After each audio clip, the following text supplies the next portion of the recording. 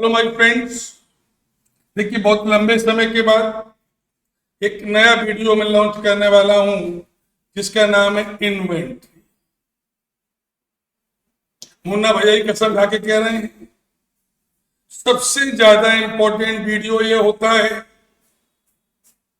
क्योंकि ये examination hall में जाने से पहले 98% बच्चों को ये चैप्टर नहीं आता। देखो भैया, चैप्टर का नाम क्या है? इन्वेंट। इसका पर्पस क्या है? ये निकालना कि भैया जिस दिन हम ईयर क्लोज कर रहे हैं उस दिन हमारे पास कितने रुपए का स्टॉक बच गया। इसको हम स्टॉक भी कहते हैं, इन्वेंट्री भी कहते हैं। ओके भैया, अब कुछ थंब रूल्स हैं, इसको करने से पहले आपको ये आना चाहिए। पहला मैंने थंब रूल दिया आपको कि अगर कभी भी जीपी रेट जो दिया गया है, ग्रॉस प्रॉफिट रेट, बेटा अगर ये कभी कॉस्ट पर दिया गया है तो इसको सेल पर कन्वर्ट करो। आपने पूछा क्यों? क्योंकि बेटा स्टॉक सीट में जो भी लिया जाएगा वो कॉस्ट पर लिया जाएगा, तो लिहाजा एक बात ध्यान रखिएगा कि 1/3 ऑन कॉस्ट कितने के बराबर होगा? 1/4 ऑन सेल। 1/4 ऑन कॉस्ट कितने के बराबर होगा? 1/5 ऑन सेल। 1/5 ऑन कॉस्ट कितने के बराबर होगा? 1/6। तो बेटा अगर इस पर दिया हो तो इसको हटाकर इस पर कन्वर्ट कर लेना, तभी बेटा क्वेश्चन सॉल्व हो। दूसरा बेटा, भैया हमने कहा जो जीपी रेट हम ये जो निकाले हैं, बेटा ये जो जीपी रेट है ये एबनॉर्मल आइटम पर नहीं लगेगा। बेटा आपने पूछा एबनॉर्मल आइटम कौन से होगा? बेटा जिनके बिकने की आपकी उम्मीद खत्म हो गई है, ऐसे आइटम को हम लोग एबनॉर्मल आइटम कहते हैं। बेटा एक कहावत कही जाती है कि बुढ़िया को कितनी लिपस्टिक लगाओ, बुढ़िया जवान नहीं हो सकती। ऐसे ही एबनॉर्मल आइटम को तुम कितना भी अच्छा करने की कोशिश करो, वो कभी भी नॉर्मल नहीं होगा। तो बेटा आपको क्या करना चाहिए? एबनॉर्मल आइटम को जहां जहां जुड़ा है हटा। याद रखेंगे क्या क्या भैया कि अगर नंबर 1, अगर जीपी रेट कॉस्ट पर दिया है तो पहले क्या करना चाहिए आपको? सेल पर कन्वर्ट कर लो। भैया दूसरी बात मैंने कही कि जो जीपी रेट हमने निकाला है ये किस पर नहीं लगेगा? एबनॉर्मल आइटम पर नहीं लगेगा। अब एबनॉर्मल आइटम कौन से होंगे? बेटा हमने कहा जिनको हमने ये मान लिया कि बिकने के लायक नहीं है, बेटा ये जहां जहां जुड़े हैं उनको हटा। तीसरी बात बेटा, स्टॉक सीट में जो भी आएगा वो कॉस्ट प्राइस पर। मतलब अगर आपने कोई गुड्स प्रॉफिट लेकर बेचा है तो सेल्स में से प्रॉफिट हटा दें तो किस पर कन्वर्ट हो जाएगा? Cost per. और अगर आपने लॉस पर बेचा है तो सेल्स प्लस लॉस कर दे तो किस पर बन जाएगा? ये कॉस्ट। Is it clear? तीसरी बात, देखो भैया तीसरी बात ये है बेटा कुछ ऐसे गुड्स हैं जिनके ओनर तो आज तक, बट बेटा वो गुड्स हमारे पास नहीं है। मैंने क्या लिखा? Those goods owner of which is हम, बट गुड्स को रखे हो तुम। इसका मालिकाना हक हमारा है बट गुड्स तुम्हारे पास नहीं। मतलब हमारे पास नहीं है, मतलब और के पास है। मालिकाना हक हमारा है, जैसे कुत्ता तुम्हारा है, पड़ोसिन खिलाने के लिए ले गई, तो कुत्ता तुम्हारा है, मालिक तुम ही तो कहलाओगे। बेटा पड़ोसिन के यहाँ अगर कुत्ता खेल रहा है तो मालिकिन नहीं हो। तो इसको हम क्या कहेंगे बेटा, ऐसे गुड्स जिनकी ओनरशिप तो हमारी है बट गुड्स हमारे पास नहीं है। जी तीन दिखाई दे बेटा, जैसे कि हमने गुड्स परचेज किया बेटा, एंड इनवॉइस भी मिल गई है, लेकिन अल्लाह पाक कसम गुड्स हमको अभी तक नहीं मिला, बुक्स क्लोज्ड हमने कर दी है। बेटा गुड्स का इनवॉइस मिल गया, मतलब मालिकाना हक मिल गया, लेकिन गुड्स अभी भी हमारे पास नहीं आया, तो बेटा हमारा गुड्स है अभी तक हमारे पास नहीं। बेटा फिर दूसरा हमने कहा, हमने गुड्स अपने एजेंट मतलब कंसाइनी को दिए थे, लेकिन कंसाइनी ने अभी तक बेचे ही नहीं है बेटा। तो बेटा ये बताइए, कंसाइनी ने नहीं बेचे हैं तो इसकी ओनरशिप तो हमारी है ना, क्योंकि अभी भी इसका रसीद तो हमारे पास ही है ना। तो इसका मालिक कौन कहलाएगा, इसका मालिक हम कहलाएंगे। इसका भी मालिक कौन कहलाएगा, इसका मालिक हम कहलाएंगे। भाई एक कस्टमर हमारे पास आया, गुड से ले गया, तो कहा भैया अच्छे लगेंगे तो रख लेंगे और खराब लगेगा तो वापस कर देंगे। बेटा बेटा ना उसने अभी वापस किया है और ना उसने अभी हाँ किया है, तो ये बताओ ये मालिक कौन है। भैया गुड्स के मालिक तो अभी तक हम ही है ना, क्योंकि अभी हमने किस बेसिस पर दिया है, अप्रूवल बेसिस पर दिया है। बेटा अप्रूवल बेसिस पर दिया है तो बेटा इसके मालिक अभी हम हैं। तो भैया पहला मैंने क्या कहा, हमने गुड्स खरीदा, इनवॉइस मिल गई है, लेकिन गुड्स अभी हमें नहीं मिला, तो गुड्स मिले या ना मिले। भैया अगर शादी कर ली है, गौना नहीं हुआ है, तो बेटा मालिक तो हम ही कहलाएंगे। बेटा फिर हमने कहा हमने अपने एजेंट को दिया बेचने के लिए, हमारा हरामखोर एजेंट अभी तक नहीं बेच पाया, मालिक हम ही कहलाएंगे।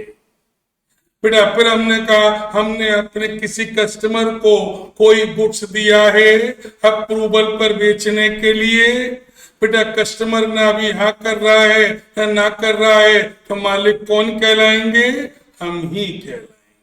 तो जिसके मालिक हम हैं बेटा वो हमारे स्टॉक में जोड़ेगा, ध्यान रखना बेटा। बेटा अब इनके मालिक हम नहीं, बेटा इनके मालिक हम नहीं हैं, ये हमारा नहीं कहलाएगा। Goods held as a consign,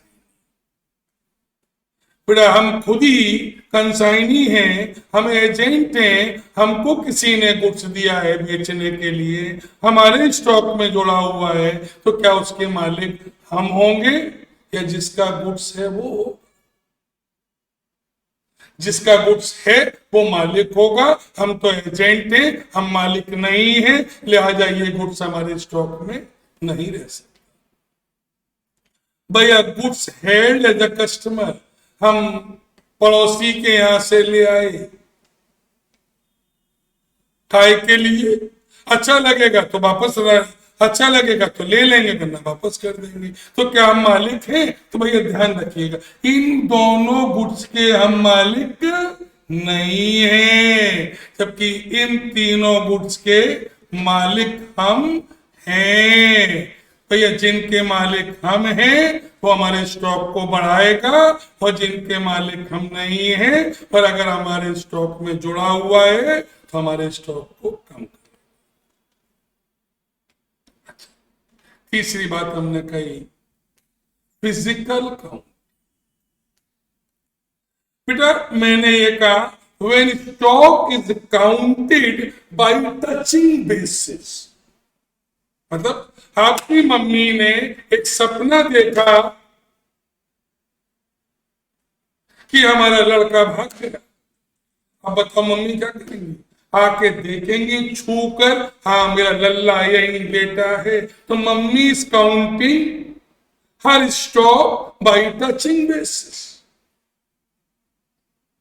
तो बेटा फिजिकल काउंटिंग की एक खास बात होती है कि जब स्टॉक मिल गया, हमारे गोडाउन में आ गया, तो हम फिजिकल स्टॉक बढ़ा देंगे। और जब स्टॉक हमने डिलीवर कर दिया और हमारे गोडाउन से स्टॉक चला गया, तो मुन्ना भैया की कसम हम स्टॉक को कम कर देंगे। भैया फिजिकल का मतलब आ गया स्टॉक बढ़ गया, चला गया स्टॉक कम हो गया। बेटा बुकिस में अगर इनवॉइस मिल गई है, वेदर गुड्स रिसीव्ड और नॉट रिसीव्ड, क्या भैया इनवॉइस मिल गई है, वेदर गुड्स रिसीव्ड और नॉट रिसीव्ड, हम स्टॉक को बढ़ा लेंगे।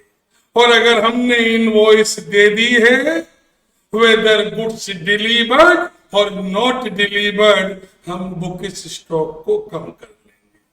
तो फिजिकल में मैंने क्या कहा, जब स्टॉक मिल गया हम बढ़ा लिया, जब स्टॉक चला गया हम कम कर दिए। बुकिस में अगर इनवॉइस मिल गया हम स्टॉक बढ़ा लिया, और इनवॉइस चला गया तो हम स्टॉक कम कर लिए। अब हमने बेटा कुछ आपके सामने फॉर्मेट्स रखे,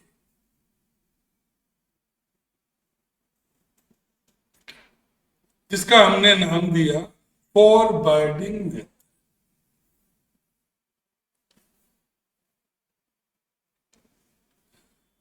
बेटा मान लीजिए हमको 23 जून को स्टॉक, और हमें स्टॉक निकालना है 30 जून।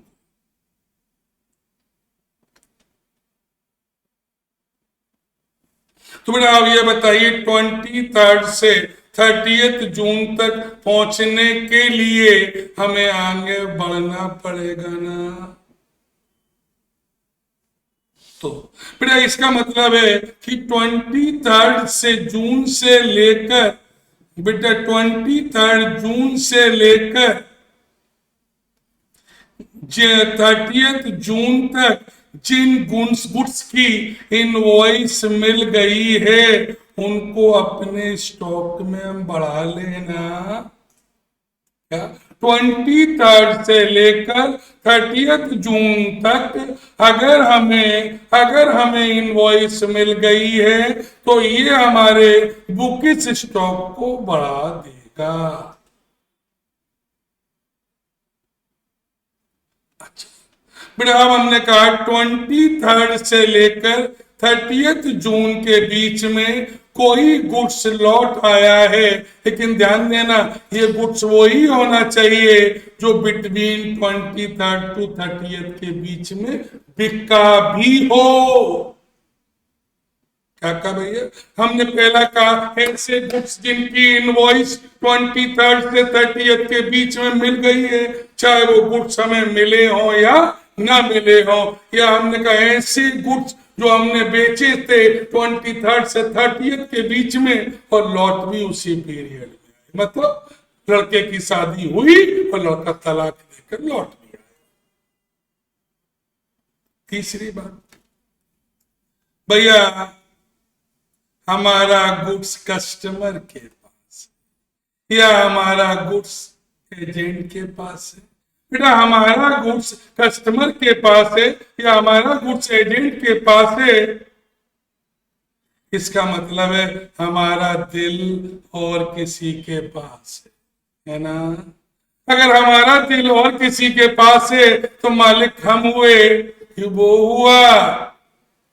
बेटा मालिक तो हम ही हुए, क्योंकि दिल तो हम बदलते रहते हैं हर साल 6 महीने।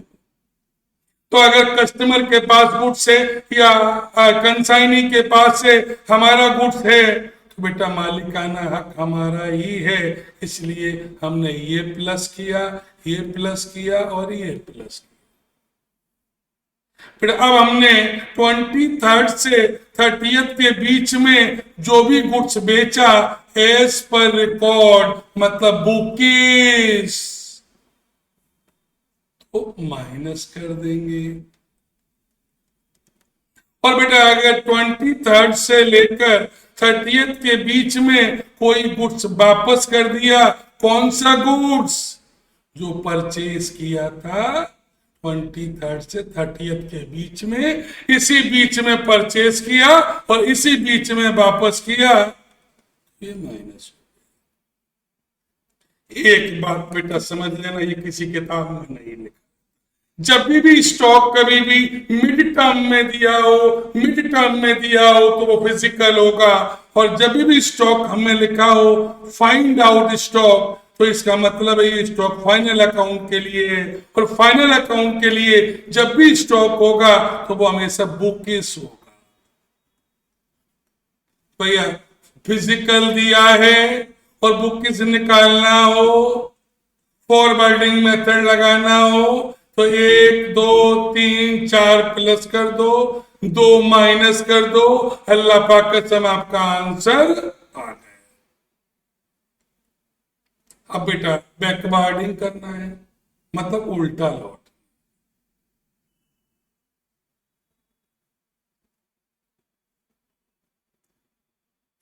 भैया तो आज हमने आपको एक मेथड बताया है, फॉरवर्डिंग मेथड, एक भयानक चैप्टर है।